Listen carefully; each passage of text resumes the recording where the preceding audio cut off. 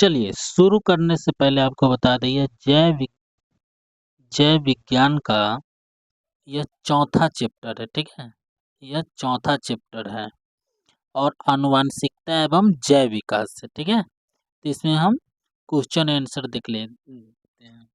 देखिए भाई, इसमें है ना, अगर आप जितना इसमें क्वेश्चन मिलता है, अगर आप पूरा नोट कर कर अगर याद कर लेते हैं तो आपको 40 में 40 आने की यहाँ 100% गारंटी देते हैं कि आपका एको गो ऑब्जेक्टिव नहीं छूटेगा।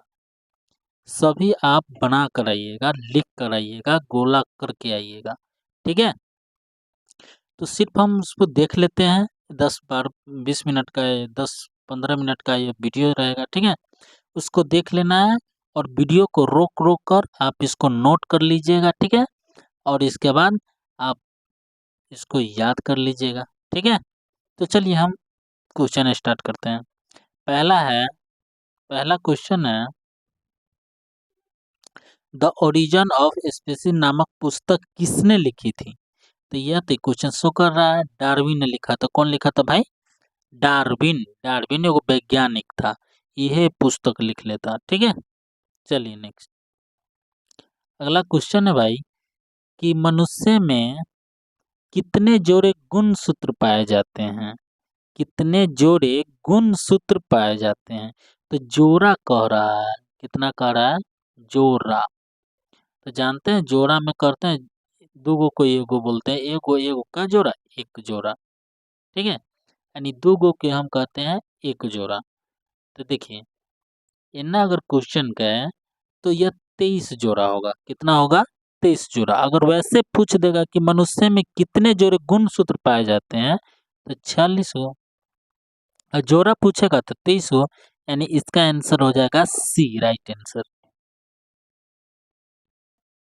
नेक्स्ट है कि कीटों के पंख, चमगादड़ के पंख किस तरह के अंग है?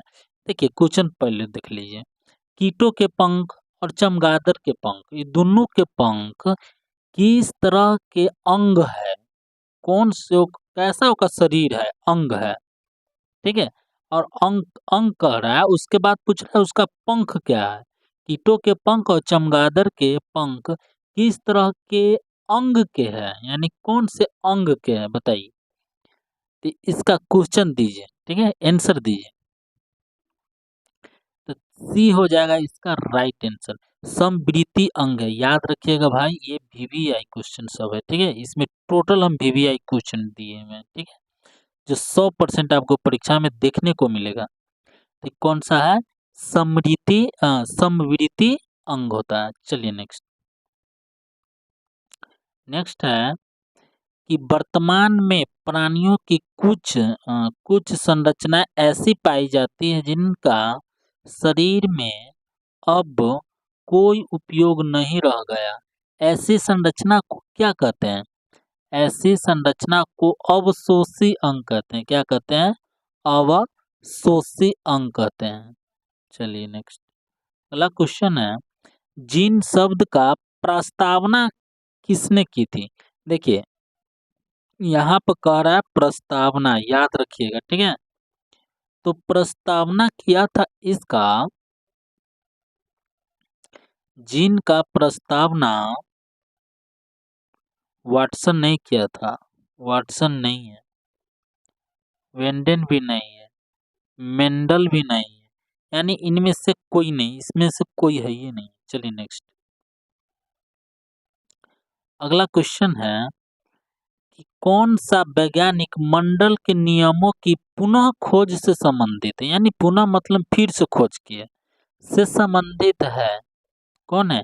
यह सर्मक है। सर्मक नामक वैज्ञानिक था जो मेंडल के नियमों के पुनः खोज से संबंधित एगो नियम खोजा था। अगला है कि गुणसूत्र बने होते हैं।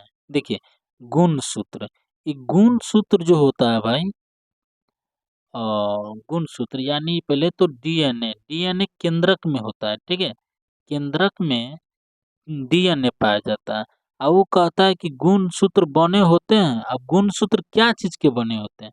तो देखिए गुणसूत्र बने होते हैं डीएनए तथा प्रोटीन व आरएनए के बने होते हैं, ठीक है।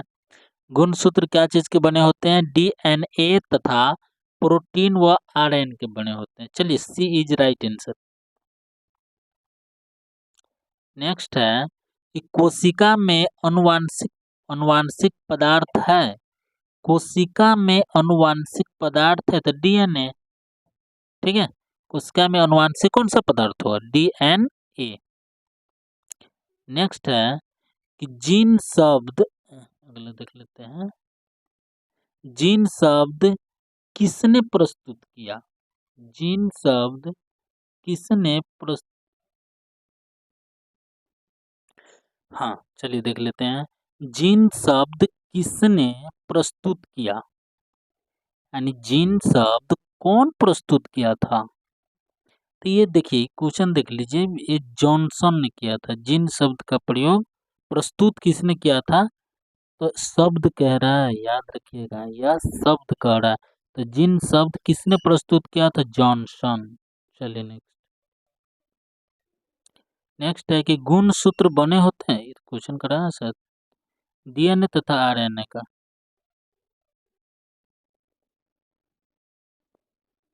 ओह सॉरी, चले जॉनसन 9, 10वां क्वेश्चन होगा जी। चलिए, मलेरिया में उत्पन्न करने वाले मच्छर मादा एनाफिलिस किस तरह के जल में उत्पन्न होते हैं? यानी मलेरिया जो मच्छर होता है वो कौन सा जल में होता है बताइए। देखिए, मलेरिया होगा भाई गंदा जल में, ठीक है।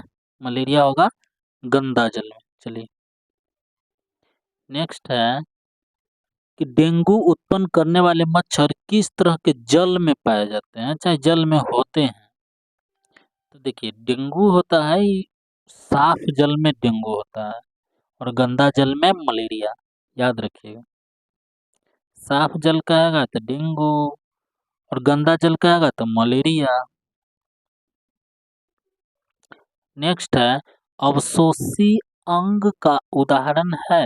अवशोषी अंग का उदाहरण है, देखिए अवशोषी अंग का उदाहरण करेगा तो कर्ण पलप पेशियां, पुच्छ के सुरकाएं, निषेचन पटक, यानी इनमें से सभी होगा। अगला क्वेश्चन है कि समजात अंगों के उदाहरण है। समजात अंगों के उदाहरण है। समजात, हमारा हाथ तथा कुत्ते का अग्रपाद। याद रखिएगा ये क्वेश्चन, हमारा हाथ तथा कुत्ते के अग्रपाद। आगे है विकास शिव सृष्टिकोण से हमारी सबसे अधिक समानता है। देखिए क्वेश्चन का हिंदी बड़ी विकराल दे दिया हुआ है, ठीक है। तो ज्यादा ही में कुछ नहीं करना है, ठीक है। चिंपांजी होगा इसका आंसर, ठीक है। इसे मनुष्य की इसमें 99% गुण पाया जाता है, समझ में आया? चिंपांजी से। नेक्स्ट है कि लैंगिक जनन के उपरांत संतानों में अलैंगिक जनन की अपेक्षा होगी। फिर से क्वेश्चन पढ़िए। लैंगिक जनन के उपरांत मतलब बाद में, संतानों में अलैंगिक जनन की उपेक्षा होगी, अधिक होगी भाई। चलिए अगला है, मेंडल ने अपने प्रयोग के लिए किस पौधे को चुना था? कौन? मेंडल। मेंटल ना कहिएगा, मेंडल वैज्ञानिक के नाम, मेंडल। तो ये तो हल्का क्वेश्चन है, ये मटर का चूज किया था, ठीक है, चुना था। आगे है कि फ्रेडरिक मिसर ने न्यूक्लिक नाम किसे दिया? क्या है? न्यूक्लिक नाम किसे दिया? तो नाभिक अम्ल को ही न्यूक्लिक नाम दिया गया। याद रखिएगा, नाभिक अम्ल को ही न्यूक्लिक नाम दिया गया, ठीक है। चलिए नेक्स्ट। नेक्स्ट है कि किसने प्रमाण दिया कि जीन गुणसूत्र का भाग है। जीन गुणसूत्र का भाग है, तो यह दिया था 1902 में टी बोवेरी एवं W.S. सट्टन ने दिया था। ठीक है।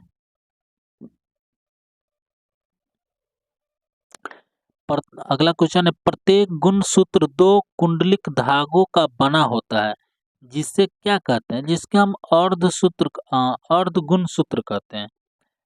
प्रत्येक गुणसूत्र दो कुंडल कुंडलित धागों का बना होता है, जिसे क्या कहते हैं, अर्ध गुणसूत्र।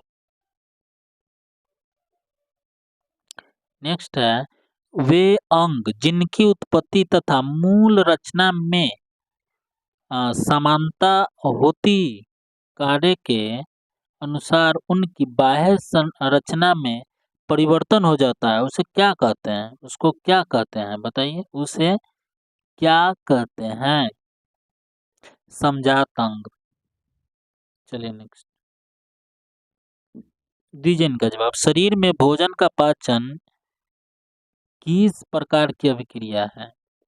शरीर में भोजन का पाचन किस प्रकार की अभिक्रिया है, तो उपचयन है। मेंडल ने अपने प्रयोग के लिए कितने विकल्पी लक्षणों का अध्ययन किया था। कौन मेंडल दिया पूछ रहा है, मेंटल ना कहिएगा। 5। ठीक है, 5 किया था। आगे है कि एकल संकर क्रॉस। देखिए, क्रॉस वाला बात आप समझते होइएगा।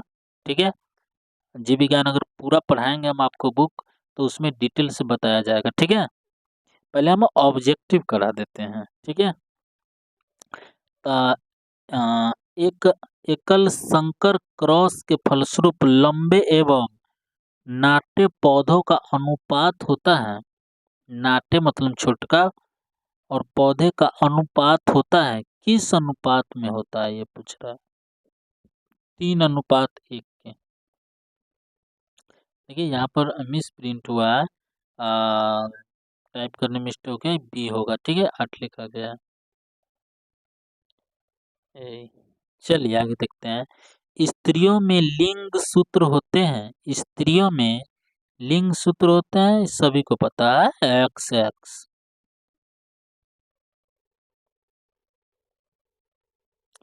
पुरुषों में लिंग सूत्र होते हैं XY।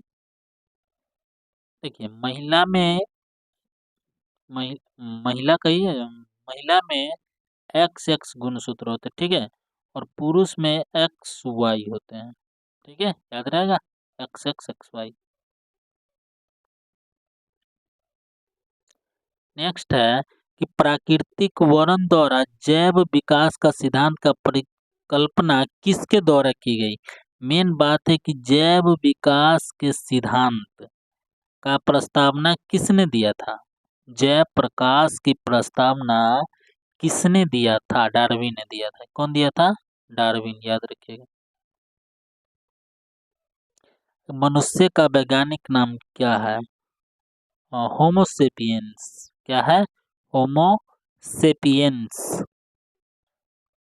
28 का सी होगा, सी राइट आंसर। नेक्स्ट है, मानव का उद्भव कहाँ हुआ था। मानव का उद्भव कहाँ हुआ था, अफ्रीका में। चलिए, चमगादड़ पक्षी के पंख किस प्रकार के अंग के उदाहरण है। चमगादड़ के, बताइए, समरूप, खाली चमगादड़ कह रहा है। चमगादड़ एवं पक्षी के पंख, सॉरी, चमगादड़ एवं पक्षी के पंख किस प्रकार के अंग के उदाहरण है, तो समरूप। प्राकृतिक वर्णन द्वारा जैव विकास का सिद्धांत किसने दिया था। जैव विकास का सिद्धांत किसने दिया था, अब ये तो बताएं। Charles Robert Darwin. देखिए, ऊपर डार्विन लिखा था, यहाँ चार्ल्स रॉबर्ट लिख दिया। ठीक है, बात वही है। अगला है कि वंशागत नियमों को प्रतिपादन किसने किया? तो वंशागत नियमों का प्रतिपादन किसने किया था? ग्रेगर मेंडल ने किया था। ठीक है, वंशागत नियमों का प्रतिपादन ग्रेगर जॉन मेंडल, चाहे कभी कभी मेंडले लिख देता है। अगला है, इनमें से कौन सही है? इनमें से कौन सही है? तो ए सही है, डी बी सही है, डी ऑक्सीरिबो न्यूक्लिक एसिड। ठीक है। नेक्स्ट है कि कान के निचले हिस्से को क्या कहते हैं? कान के निचले हिस्से को क्या कहते हैं? कनपट्टी, कनपल्ली, कथी कहते हैं? कनपल्ली, आम भाषा में कनपट्टी कहता है। आगे है कि जैव विकास का सर्वप्रथम किसने समझाया? देखिए भाई, क्वेश्चन है, वीवीआई क्वेश्चन है, देख लीजिए। जैव विकास को सर्वप्रथम किसने समझाया? लैमार्क ने पूरा समझाया था। ठीक है।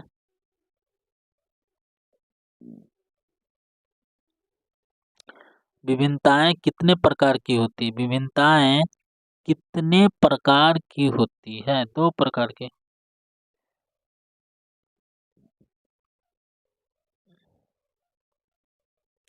किसी जीव की जीन की संरचना उस जीव को कहलाता है। किसी जीव की जीन संरचना उस जीव का कहलाता है। क्या कहलाता है? देखिए, जीन प्रारूप कहलाएगा ना तो जीनोटाइप कहलाएगा, यानी सी इसका राइट आंसर होगा, ए और बी दोनों।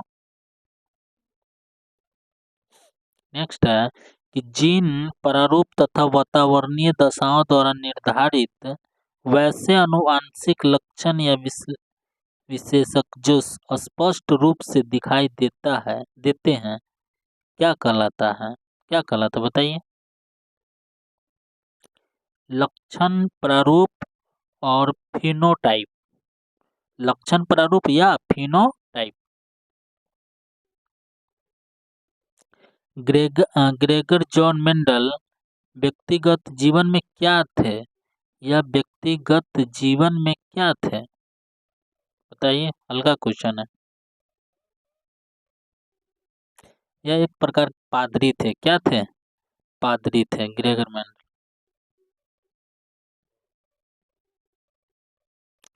मेंडल में जनक पीढ़ी को किस लेटर से सूचित करते हैं? जनक पीढ़ी मतलब जो जन्मदाता है। तो मेंडल ने जनक पीढ़ी को किस लेटर से सूचित किया है? बताइए। पी से। याद रखिएगा भाई क्वेश्चन, मेंडल ने जनक पीढ़ी को किस लेटर से सूचित किया है? तो पी से। नेक्स्ट है, किसी भी प्रजाति विशेष के एक समष्टि आबादी में स्थित समस्त जीव का अवसादी कहलाता है। अवसादी कहलाता है। जीन कोश। जाति उद्भव उन जीवों में होता है जिनमें क्या? जाति उद्भव, बताइए। लैंगिक जनन होता है, जिसमें लैंगिक जनन होगा तभी होगा। ठीक है, समझ रहे हैं? ये होगा। नेक्स्ट है कि डीएनए अनुक्रम की तुलना अध्ययन द्वारा किसी जीव की पूर्वजों की खोज कहलाता है। क्या कहलाता है? आणविक जाति वृत्त। अनुवांशिकी का पिता किसे कहा जाता है? अनुवांशिकी के पिता ग्रेगर मेंडल को कहते हैं, यानी ए राइट आंसर। अनुवांशिकी का पिता ग्रेगर मेंडल को कहते हैं। किसके मतानुसार जीवों के प्रजनन के द्वारा अधिक से अधिक संतान उत्पन्न करने की क्षमता होती है? सबसे ज्यादा बच्चा पैदा करने की क्षमता किसमें होता है? बताइए।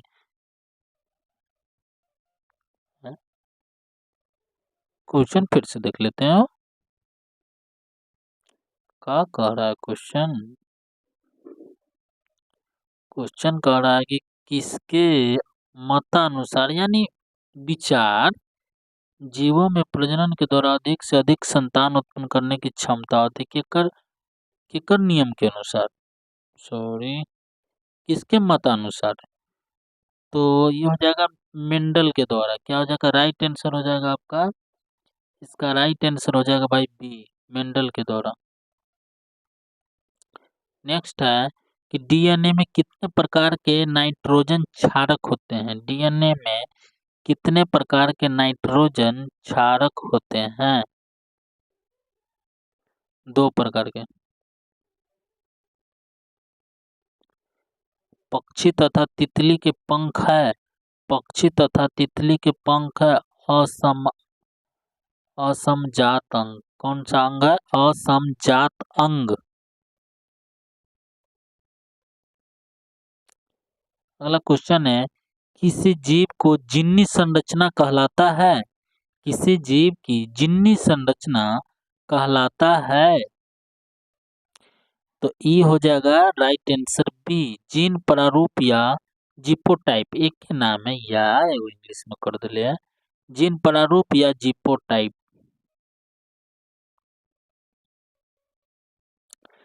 जीव विज्ञान की शाखा जिसके अंतर्गत विभिन्न तथा आनुवंशिकता का अध्ययन किया जाता है क्या कहलाता है? आनुवंशिकता का अध्ययन किया जाएगा तो क्या कहलाएगा? आनुवंशिकी। राइट आंसर डी होगा। आखिरी क्वेश्चन है, देख लीजिए। अफ्रीका का मानव का सबसे निकट संबंधी कौन है? तो मानव का सबसे निकट संबंधी चिंपांजी, तो ये चिंपांजी होगा। क्या होगा? चिंपांजी।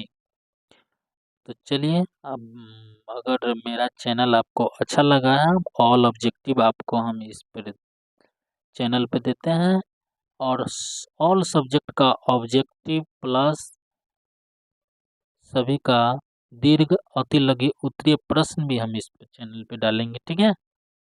तो आप लोग फ्री क्लास लीजिए, और मेरे अगर अच्छा लगा हो और कुछ समझ पाए हो तो लाइक कीजिए और चैनल को सब्सक्राइब कर लीजिए, ठीक है? लाइक कीजिएगा तो अच्छा रहेगा। धन्यवाद। जय हिंद।